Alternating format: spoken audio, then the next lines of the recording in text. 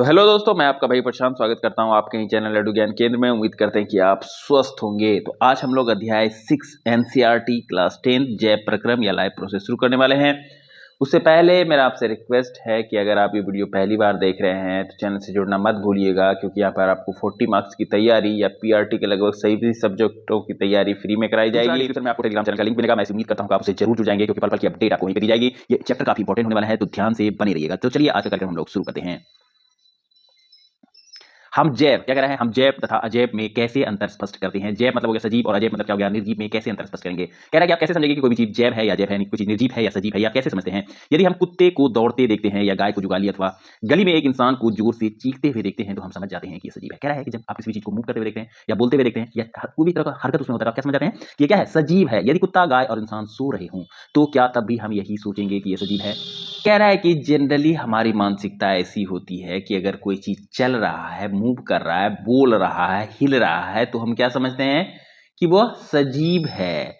लेकिन अगला क्वेश्चन ये हमसे ये पूछ रहा है कि यदि कुत्ता गाय और इंसान सो रहा है, अगर वो सो रहा है, किसी तरह का मूवमेंट नहीं हो रहा, वो बोल नहीं रहा है, हिल नहीं रहा है, तो क्या तब भी हम यही सोचेंगे कि ये सजीव है।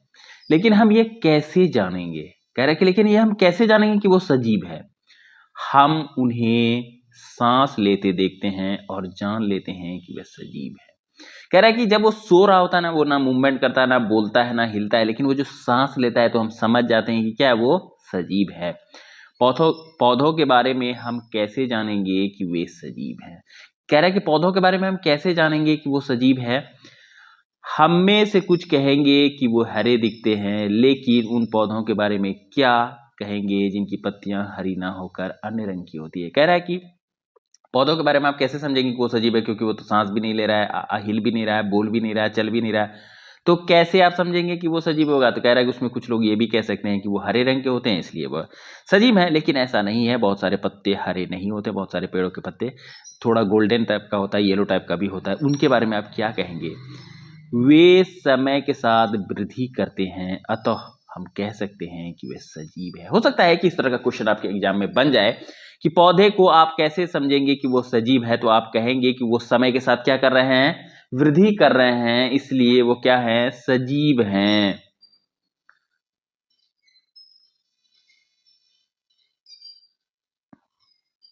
वे समय में वृद्धि, दूसरे शब्दों में हम सजीव को सामान्य प्राण के तौर पर कुछ गतियों पर विचार करते हैं। ये वृद्धि संबंधी या अन्य गतियों हो सकती है। क्या कह रहा है, देखिए दूसरे शब्दों में हम जीवन के सामान्य प्रमाण के तौर पर, जीवन का सामान्य प्रमाण क्या हो सकता है, कुछ गतियों पर विचार करते हैं। कुछ गतियां, मूवमेंट हो रहा है तो हम समझ जाएंगे कि वो सजीव है। ये वृद्धि संबंधी या अन्य गतियां हो सकती है, या तो वृद्धि होगा या तो अन्य। कोई चीज सजीव है ना, उसका पैमाना क्या है कि उसमें मूवमेंट होते रहेगा। इसलिए गांव सब में भी आजकल कहा जाता है कि अगर जिंदा हो तो चलते रहो, चलते रहो, चलते रहो। तो उसी तरह ये कह रहा है कि वृद्धि के संबंधी या अन्य गतियां हो सकती है, या तो वृद्धि संबंधी गति होगा या कोई अन्य गति हो सकता है। लेकिन वह पौधा भी सजीव है। वह पौधा भी क्या है, सजीव है, जिसमें वृद्धि परिलक्षित नहीं होती है। वह पौधा भी सजीव है जिसमें वृद्धि परिलक्षित नहीं होता, मतलब जिसमें आप वृद्धि नहीं देख पाते हैं, वो पौधा भी सजीव है। कुछ जंतु सांस तो लेते हैं परंतु जिसमें गति स्पष्ट रूप से दिखाई नहीं देती। कुछ जंतु सांस तो ले रहा है लेकिन वृद्धि क्या होता है, गति, उसका मूवमेंट स्पष्ट रूप से दिखाई नहीं देता है। वे भी सजीव हैं। वो भी क्या है, सजीव हैं। अतः दिखाई देने वाली गति के परिभाषित लक्षण के लिए पर्याप्त नहीं है। क्या कह रहा है, अतः दिखाई देने वाली गति जीवन के परिभाषित लक्षण के लिए पर्याप्त नहीं है। वह गति जो सिर्फ आप ऐसा नहीं है, इसका कहने का मतलब यह हुआ कि ऐसा नहीं है कि जो वृद्धि आप नहीं देख पा रहे हैं, जो गति आप नहीं देख पा रहे हैं, इसका मतलब वो सजीव नहीं है। कुछ ऐसा भी गति है जो हो रहा है, हम देख नहीं पा रहे हैं, लेकिन फिर भी वो क्या है, सजीव है। याद रखिएगा। आगे कह रहा है कि अति सूक्ष्म स्केल पर होने वाली गतियां आंखों से दिखाई नहीं देती। अति सूक्ष्म जो गति होता है ना, स्केल पर बहुत छोटा, जैसे सेल का मूवमेंट हो रहा है, वो हम कैसे देख पाएंगे, नहीं देख पाएंगे, तो वो आंखों से दिखाई नहीं देता है। उदाहरण के लिए अणुओं की गतियां, जो ये बता रहे हैं, अणुओं की गतियां क्या यह अदृश्य आणविक गति जीवन के लिए आवश्यक है? कह रहा है कि क्या यह अदृश्य आणविक गति जीवन के लिए आवश्यक है? यदि हम यह प्रश्न किसी व्यवसायी जीव विज्ञानी से करें तो उसका उत्तर सकारात्मक होगा। कह रहा है कि अगर हम किसी जीवधारी वैज्ञानिक से आप इस तरह से पूछेंगे कि आणविक गति जीवन के लिए आवश्यक है, तो वो कहेगा कि यस आवश्यक है। वास्तव में विषाणु के अंदर आणविक गति नहीं होती। वास्तव में कह रहा है विषाणु के अंदर आणविक गति क्या होता है? नहीं होते, जब तक वे किसी कोशिका में संक्रमित नहीं होते। कहता है बेसिकली विषाणु, ये बात आप हमेशा याद रखिएगा कि विषाणु जो होता है ना, उसके अंदर आणविक गति तब तक मूवमेंट नहीं करता है जब तक वो किसी के अंदर संक्रमित हो, किसी के अंदर पहुंच नहीं, किसी सजीव शरीर के अंदर पहुंच नहीं जाता है। उससे पहले यूं समझ लीजिए कि वो मरा हुआ रहता है। जैसे वो किसी शरीर के अंदर प्रवेश कर गया, उसमें क्या हो जाएगा? उसमें मूवमेंट शुरू हो जाएगा। अतः इसी कारण यह विवाद बना हुआ है कि ये वास्तव में सजीव है या नहीं। वही हम आपको कहना चाह रहे थे कि वास्तव में ये विवाद बना हुआ है कि जीवाणु जो है वह सजीव है भी है कि नहीं है। क्यों ऐसा कह रहा है? क्योंकि वह जब तक अपने बाहर, किसी शरीर से बाहर रहता है, तब तक उसमें कोई तरह का मूवमेंट नहीं होता, नहीं कि वो निर्जीव है।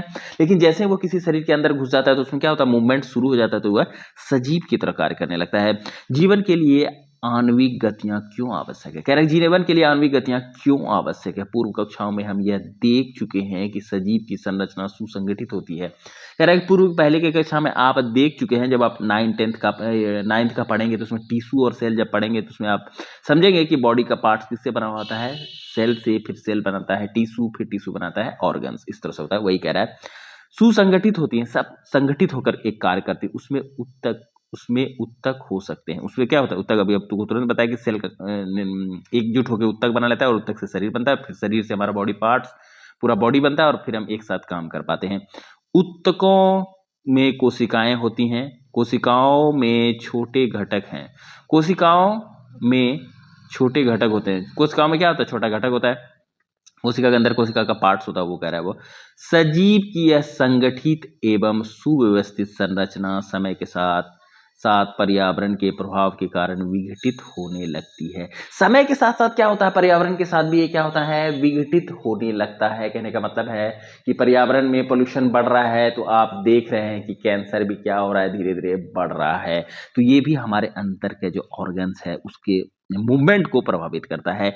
यदि यह व्यवस्था टूटती है तो जीव और अधिक समय तक जीवित नहीं रह पाएगा।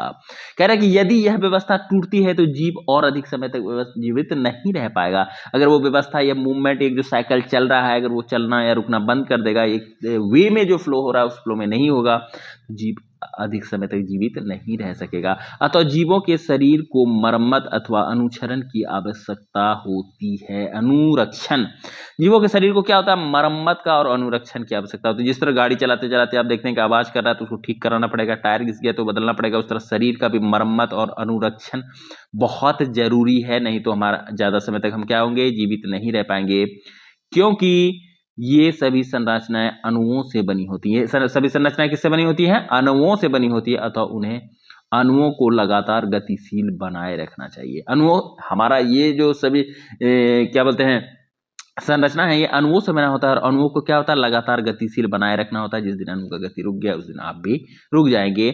सजीवों में अनुरक्षण प्रक्रम कौन से हैं? आइए खोजते हैं। अनुरक्षण का प्रक्रम सजीव में कौन सा है? कह रहा है कि आइए अब हम क्या करते हैं? उन्हें खोजते हैं। अगला टॉपिक देखिए हमारा क्या है कि जैव प्रक्रम क्या है। क्या कह रहा है कि जैव प्रक्रम क्या है? देखिए, जीवों का अनुरक्षण कार्य निरंतर होना चाहिए। यह उस समय भी चलता रहता है जब वे कोई विशेष कार्य नहीं करते। कह रहा है कि जीवों का अनुरक्षण कार्यक्रम जो है ना, ये कार्य जो है वो निरंतर चलते रहना चाहिए जब वो कोई विशेष कार्य नहीं करते। जब वो विशेष कार्य नहीं कर रहा है फिर भी अनुरक्षण का कार्य क्या होना चाहिए? चलते रहना चाहिए। जब हम सो रहे हों अथवा कक्षा में बैठे हों, जब हम सो रहे हैं या कक्षा में बैठ रहे हैं उस समय भी अनुरक्षण का कार्य क्या है? चलते रहना चाहिए। उस समय भी यह अनुरक्षण का कार्य चलता रहना चाहिए। वे सभी प्रक्रम जो सम्मिलित रूप से अनुरक्षण का कार्य करते हैं जैव प्रक्रम कहलाते हैं। वह सारा प्रक्रम, वह सारा प्रोसेस जो सम्मिलित होकर अनुरक्षण का कार्य करता है उसी को हम लोग क्या कहते हैं? जैव प्रक्रम कहते हैं, लाइफ प्रोसेस कहते हैं। याद रखिएगा कि वह सभी प्रक्रम, वह सभी प्रोसेस जो सम्मिलित एक साथ होकर अनुरक्षण का कार्य करते हैं उसे हम लोग क्या कहते हैं? जैव प्रक्रम कहते हैं। क्योंकि क्षति तथा टूट-फूट रोकने के लिए अनुरक्षण प्रक्रम की आवश्यकता होती है। क्योंकि क्षति अथवा टूट-फूट को रोकने के लिए हमको किसकी आवश्यकता होती है? अनुरक्षण प्रक्रम की आवश्यकता होती है। अतः इसके लिए उन्हें ऊर्जा की आवश्यकता होगी। अतः इसके लिए उन्हें किसकी आवश्यकता होगी? ऊर्जा की आवश्यकता होगी। आप मरम्मत करवा रहे हैं किसी से तो उसको खाना देना पड़ेगा ना, उससे काम ले रहे हैं तो उसको एनर्जी देना पड़ेगा। तो इसीलिए कह रहा है कि अनुरक्षण के लिए किसकी आवश्यकता होगी? ऊर्जा की आवश्यकता होगी। आगे कह रहा है कि यह ऊर्जा एकल जीव के शरीर के बाहर से आती है। यह ऊर्जा कहाँ आती है? एकल जीव के शरीर से बाहर आती है। इसलिए ऊर्जा के स्रोत का बाहर से जीव के शरीर में हस्तांतरण के लिए कोई पराक्रम होना चाहिए। इसलिए क्या कह रहा है कि ऊर्जा के स्रोत का बाहर से जीव के शरीर में, बाहर से जो जीव के शरीर में हस्तांतरण होता है, इसके लिए एक प्रक्रम या प्रोसेस होना चाहिए। इस ऊर्जा के स्रोत को हम भोजन तथा शरीर के अंदर लेने के प्रक्रम को पोषण कहते हैं। देखिए कितना अच्छा ये वर्ड है, क्या वर्ड है, ध्यान से देखिए क्या कह रहा है कि ऊर्जा के स्रोत को हम भोजन तथा शरीर के अंदर लेने के प्रक्रम को पोषण कहते हैं। जब आप ऊर्जा को शरीर के अंदर ले रहे हैं, ऊर्जा के स्रोत को शरीर के अंदर ले रहे हैं, ठीक है, भोजन और शरीर के अंदर आप जो ले रहे हैं ना किसी भी फॉर्म में ऊर्जा को अंदर, उसी को हम लोग क्या कहते हैं? पोषण कहते हैं। याद रखिएगा।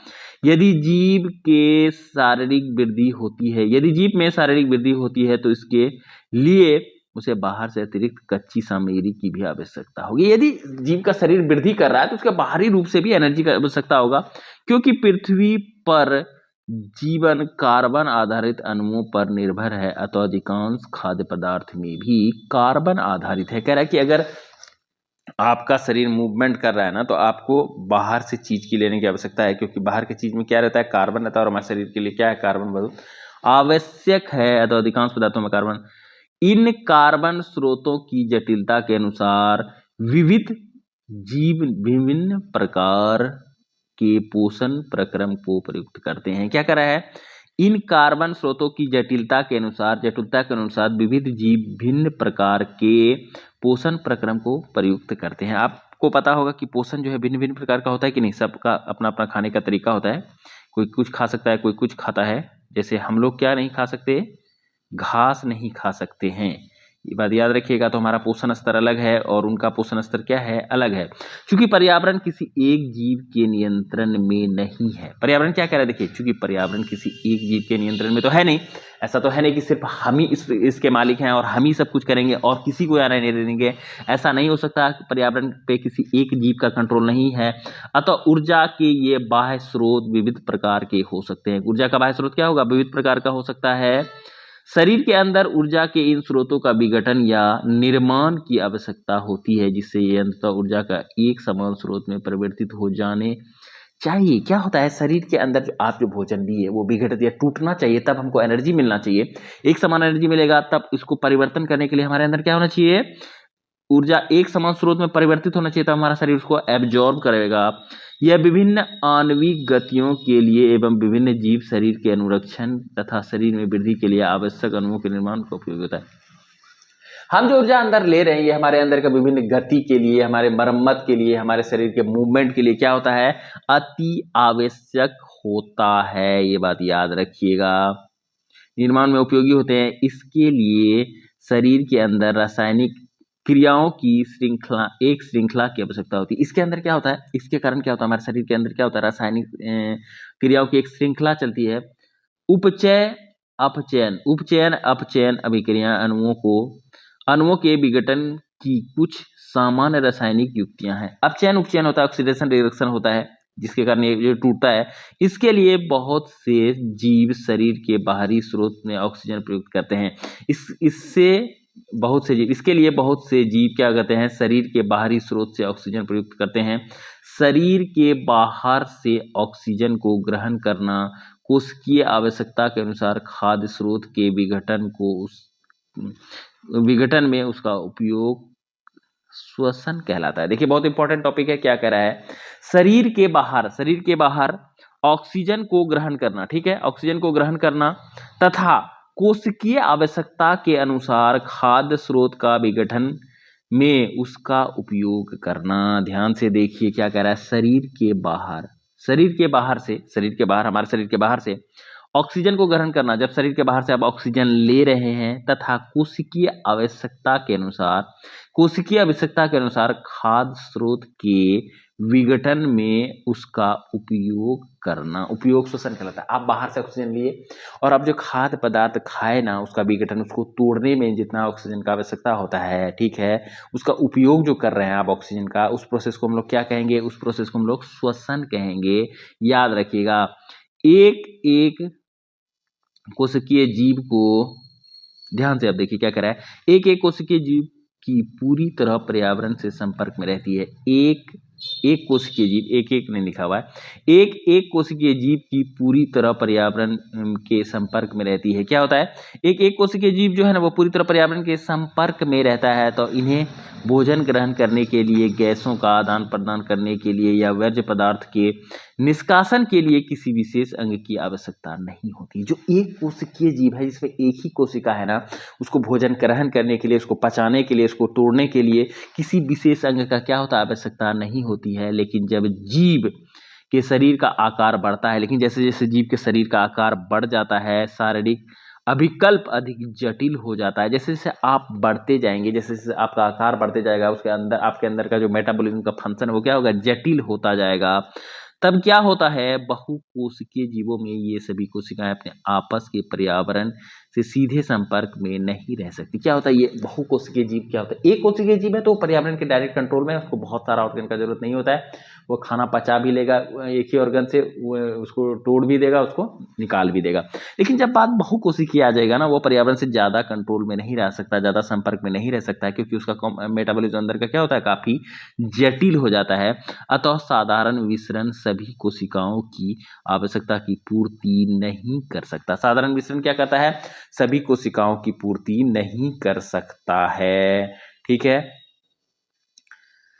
हम पहले भी देख चुके हैं कि बहुकोशिकीय जीवों में विभिन्न कार्यों को करने के लिए भिन्न भिन्न अंग विशिष्टीकृत होते हैं। क्या कह रहा है?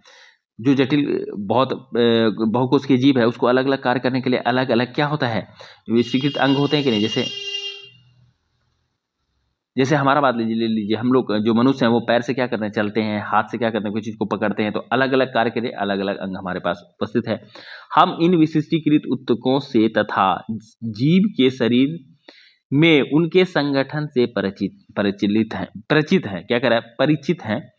इन विशिष्ट ऊतकों से तथा शरीर के विभिन्न उनके संगठन से परिचित हैं। जैसे कि हमारा बहुत सारा सेल मिलके एक ऊतक बनाया, ऊतक मिला के फिर अंग मिलाया, ये सबसे हम अच्छी तरह से परिचित हैं, है कि नहीं? हाथ कैसा काम करता है, पैर कैसा, आंख कैसा। अतः इनमें कोई आश्चर्य नहीं है कि भोजन तथा ऑक्सीजन का अंतःग्रहण भी विशिष्टीकृत ऊतकों का कार्य है। कह रहे हैं कि इसमें कोई विशेष आश्चर्य वाली बात नहीं है कि आप भोजन और ऑक्सीजन का जो अंतःग्रहण कर रहे हैं, मतलब इंजेक्शन कर रहे हैं, खा रहे हैं, विशिष्टीकृत ऊतकों का ही ये कार्य है। कि क्या इस विशेष प्रकार के ऊतक के द्वारा ही ये हो रहा है। परंतु इससे एक समस्या पैदा होती है। क्या समस्या पैदा होती है? यद्यपि भोजन एवं ऑक्सीजन का अंतःग्रहण कुछ विशिष्ट अंगों द्वारा होता है, परंतु शरीर के सभी भागों को इसकी आवश्यकता होती है।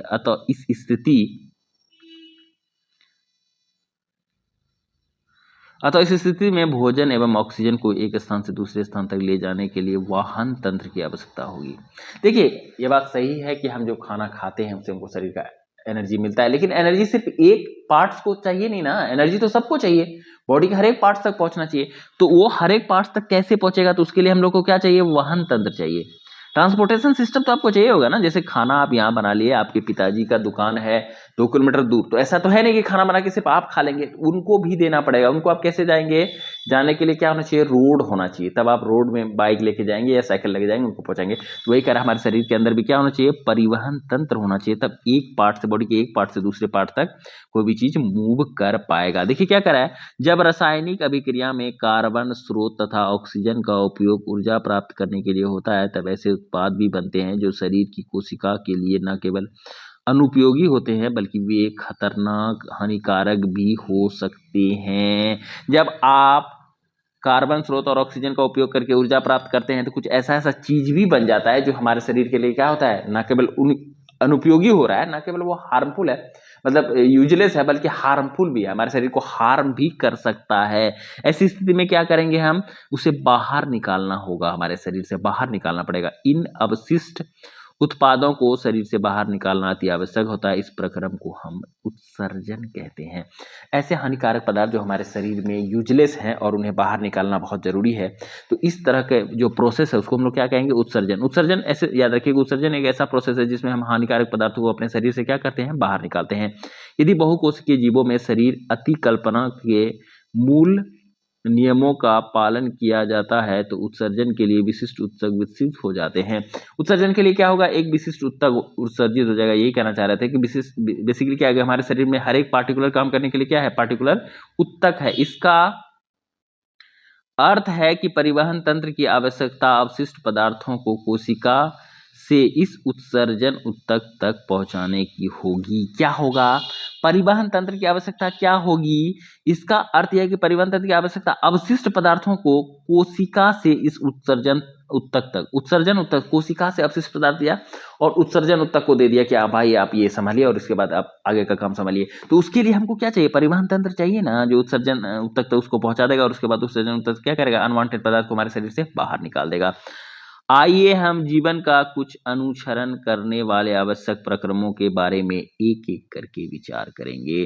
तो हम लोग कल की क्लास में इससे आगे बढ़ेंगे, जैसे पोषण क्या है या फिर स्वपोषण क्या है, काफ़ी इंपॉर्टेंट टॉपिक है। इसी में से कुछ कुछ क्वेश्चन ईवीएस का भी बनेगा।